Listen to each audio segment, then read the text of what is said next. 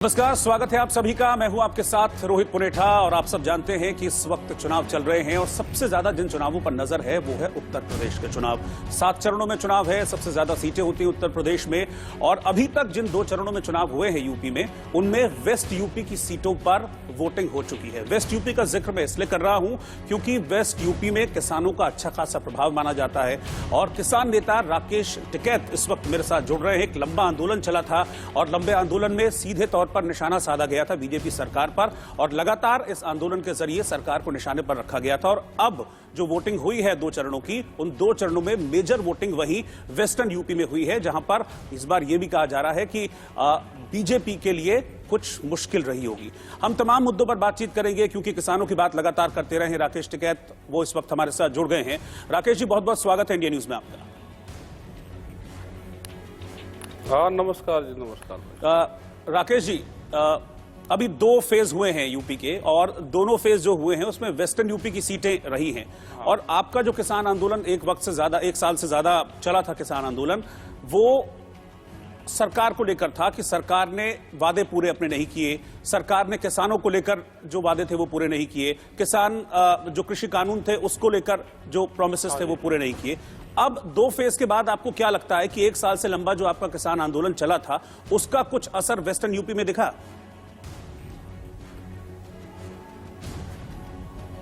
देखो, जनता नाराज तो इनसे है। हरियाणा में बिजली के रेट 15 रुपये हाउस पावर है, यहाँ पे 175 है। वो तो पूरे यूपी का ही है, किसी पश्चिम का और उसका नहीं है, मध्य का।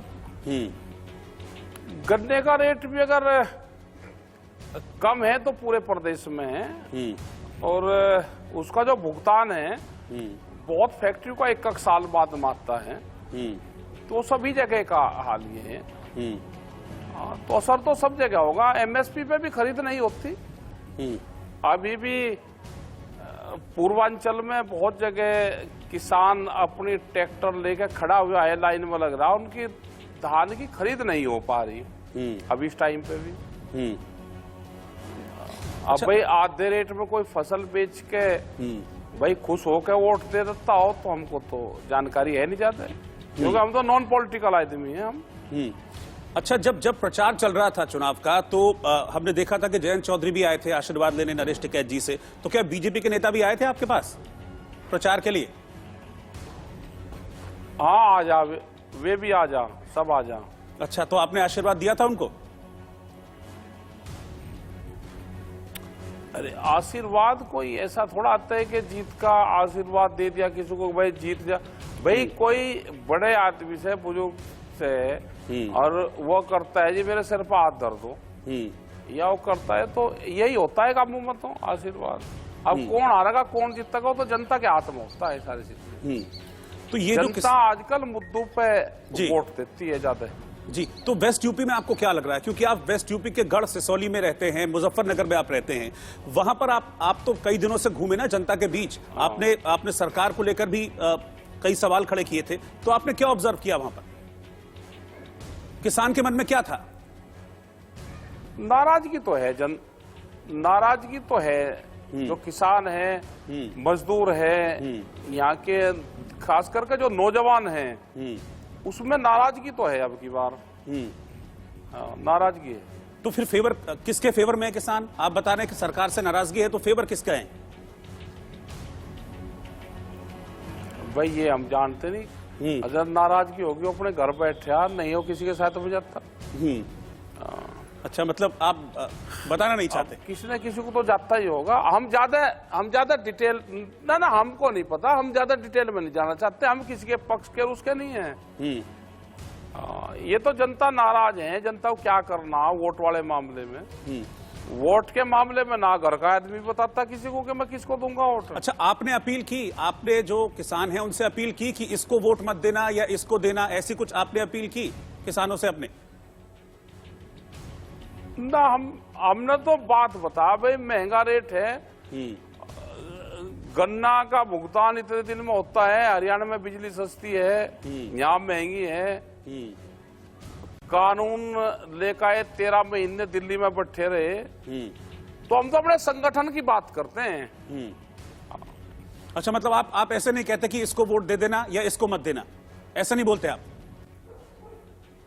ना, हम नहीं कहते ना। अच्छा, आप कह रहे हैं कि किसान नाराज हैं, नाराजगी है, कई सारे मुद्दों को लेकर नाराजगी है, लेकिन बीजेपी अपने प्रचार के दौरान, चाहे प्रधानमंत्री मोदी कहें या योगी आदित्यनाथ कहें, वो बड़ी निश्चिंतता के साथ अपना प्रचार दिखा रहे हैं। वो कह रहे हैं कि विपक्ष की हवा निकल गई इन 2 चरणों में ही, इन पहले 2 चरणों ने ही हमारी जीत को तय कर दिया है।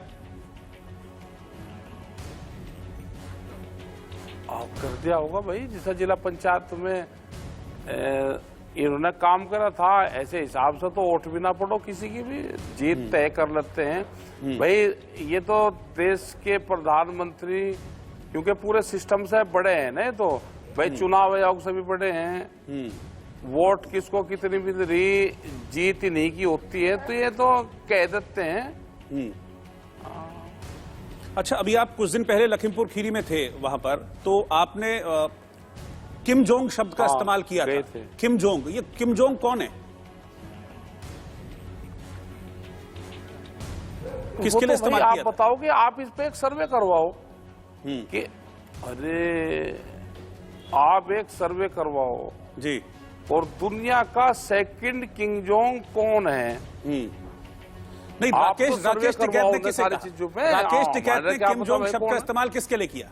अरे ना, आपने तो ये कह रहे हैं कि भाई जो भी ताकतवर आदमी हो जा, वो बड़ा आदमी हो जा, आप सर्वे करवा लो।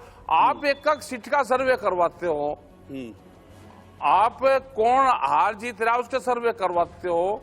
आप दुनिया का एक किम जोंग का नाम लो, वो कोरिया में है, और दूसरे का नाम आप बताओ कि दूसरा कौन हो सकता है संभावित, उसमें नाम ना दो आप किसी के भी, तो यह जनता अपने आप बता दे कि जिसका नाम जनता बतावे उसको मान लियो। नहीं, मैं तो राकेश टिकैत की राय जानना चाह रहा हूं ना, क्योंकि किम जोंग का इस्तेमाल, शब्द का इस्तेमाल राकेश टिकैत ने किया, तो मुझे राकेश टिकैत साहब से जानना है कि भाई कौन है वो किम जोंग? हम तो इस पर सर्वे, अच्छा सारे सवालों का जवाब मैं ही दे दूं तो यह जनता कहाँ ढूंढेगी फिर? भाई इसे जनता को भी तलाश करने दो। जनता को भी तो तलाश करने दो। अच्छा, हम तो पर्सन ही तो बतावे, उत्तर भी हम बता लगे तो हम क्या नकल थोड़ा करवाते हैं? या जनता ढूंढेगी भाई। ठीक है। अच्छा टिकैत साहब, आपका एक जो किसानों के साथ हुआ था लखीमपुर खीरी में, वो भी हमने देखा था। आरोप आशीष मिश्रा पर था कि अपनी गाड़ी से कुचला था आशीष मिश्रा ने। हालांकि बीजेपी कहती है कि साबित नहीं हुआ, और देखिए कोर्ट की प्रोसीडिंग्स है, कोर्ट ने छोड़ दिया। और जब बीजेपी वकील बनेगी तो छूट तो जाएगा ही। सरकार अगर वकील बन जाएगी तो छूट तो जाएगा ही। अरे सरकार किसकी वकील? आशीष मिश्रा की? भाई कोर्ट की भी बात अगर सरकार, और किसकी बन रही आपको नहीं पता चला अभी तक? जब सरकार वकालतनामा अपना लगा लेगी तो छूट तो जाएगा ही। नहीं, ये तो हाईकोर्ट का फैसला है ना, लेकिन 100 दिन से ज्यादा जेल में भी तो रहा वो। कहा हम कोई कोर्ट पे कोई ऑब्जेक्शन थोड़ा कर रहे हैं भाई। कागज पत्तर, अच्छा जनता ने देखा, वो गाड़ियां चली और मुख्य अभियुक्त छूट गया, और जो दूसरे अभियुक्त हैं वे जेल में हैं। तो ऐसा मुख्य अभियुक्त को छोड़ने की कहाँ इतनी जल्दी थी? तो इसका मतलब ये लगता है कि सरकार ने ठीक तरीके से पैरवाई नहीं करी। अच्छा, मतलब आप भी वही बात कर रहे हैं जो अखिलेश यादव कर रहे हैं। अखिलेश यादव भी यही बात कह रहे थे अपनी रैलियों में, वो यही कह रहे हैं कि सरकार ने पैरवी नहीं की, इसलिए आशीष मिश्रा छूट गया। छूट जा भाई। तो जब देखो, जब सरकार वकील बन जाती है तो छूट जा।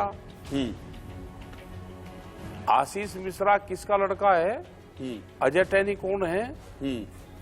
देश के गृह राज्य मंत्री के खिलाफ कोई गवाही दे देगा?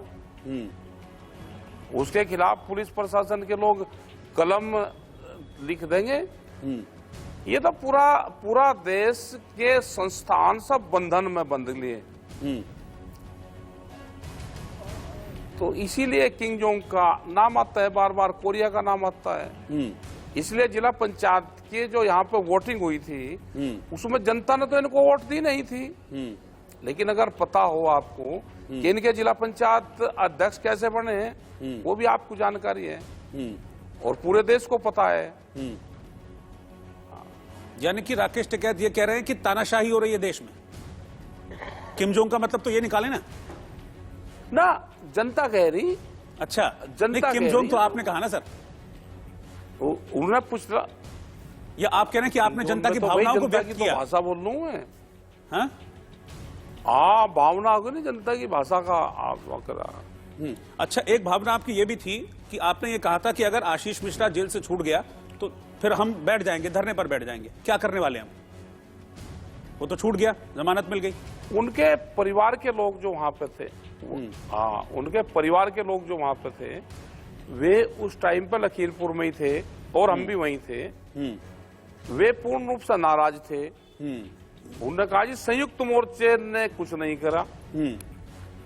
हमने कहा भाई हमने तो अपनी बात करी, वकील ने अपनी बात करी। अब ये तो टेक्निकल फॉल्ट है ना कि जब हमारे वकील बातचीत कर रहे थे कोर्ट में तो वो ऑनलाइन सिस्टम था, तो नेटवर्किंग की प्रॉब्लम आई। हमारे वकीलों की ठीक तरह से बहस नहीं सुन पाए जज साहब।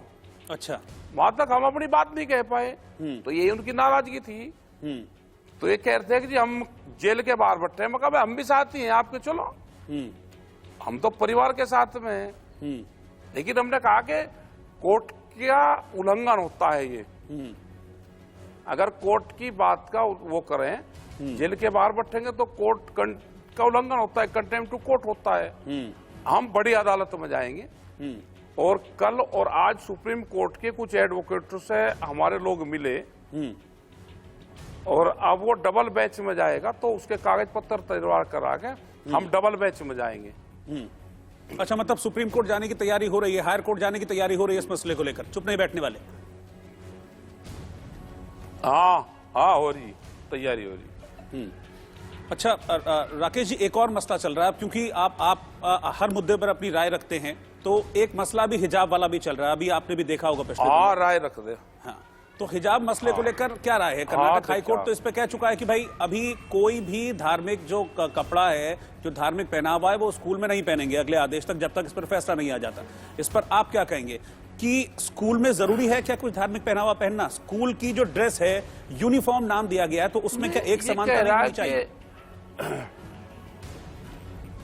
ये ऐसा नहीं लगता कि सारा इलेक्शन के आसपास के टाइमिंग में सारी चीजें हो रही हो? ये ऐसा लगता है कि आपको भी कुछ?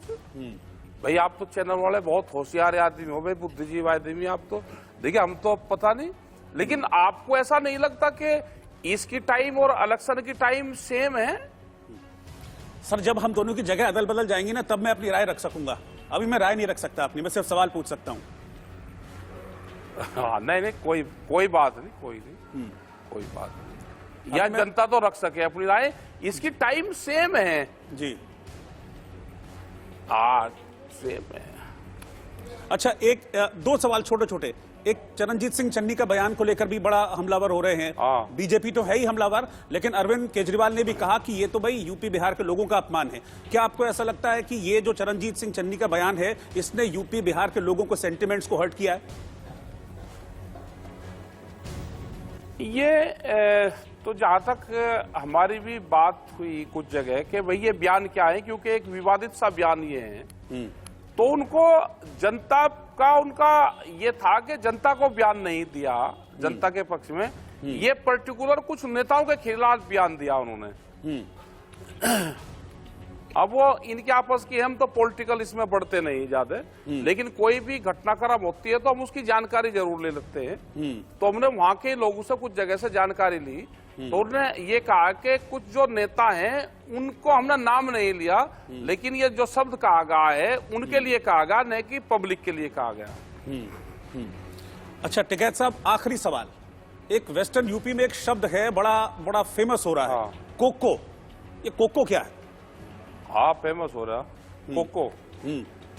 कोको भाई, कोको तो आज लोग को जो बड़े बुजुर्ग आए थे उन्होंने हमको भी नहीं बताया। अच्छा, कोको उनकी काक की जेब होती थी एक।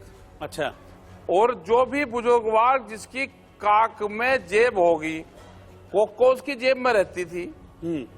वो उसका जवाब वही दे सकते हैं। भाई मैं तो जेब रखता नहीं हूँ, वो गांव के बुजुर्ग आदमी, जो बुढ़े आदमी, जैसे हमारे यहाँ ताऊ जी बैठे, एक बार अगर कैमरा दिखा दो तो इस तरह के लोग हैं ये जो बैठे हुए हैं, ये कोको अपनी जेब में रखते थे। अच्छा, तो इसका जवाब तो जो बुजुर्ग लोग होंगे पुराने, वो इसका जवाब दे सकते हैं। नहीं, कोको का जिक्र क्यों आया, मैं ये जानना चाह रहा हूं, कोको का जिक्र क्यों आ गया? हम बचपन में, आज से 40-45 साल पहले जब छोटे छोटे थे, तो कोई चीज अगर गुम हो जाती थी तो हमारे बाबा और जो थे वो कह देते थे, अच्छा भाई ये चीज है, और ऐसे देते थे हाथ, और ये कहते हैं कोको लेगी। तो इसका मतलब कोको तो जा रहा हूं कि वो चीज चली गई है, वो जो वापसी है, नहीं आवेगी। कोको जो है अभी तो चुनाव भाई के टाइम में क्या ले गई? वोट लेगी कोको। हाँ, वोट ले गई कोको। किनकी? बीजेपी वालों की वोट लेगी कोको। हाँ, अब बोली ना असल बात कोको वोट आपने। लेगी भाई। हाँ, कोको पता आज सब है तक आपको, किसी को मिली नहीं। पता सब है आपको, बस हाँ। निकलवाना पड़ता है। हाँ, निकलवाना पड़े भाई। चलिए, कामयाब रहे आपसे निकलवाने में, और आपने वक्त दिया। टिकैत साहब, बहुत बहुत शुक्रिया आपका, बहुत अच्छा लगा आपसे बातचीत करके, बहुत बहुत शुक्रिया हमसे जुड़ने के लिए।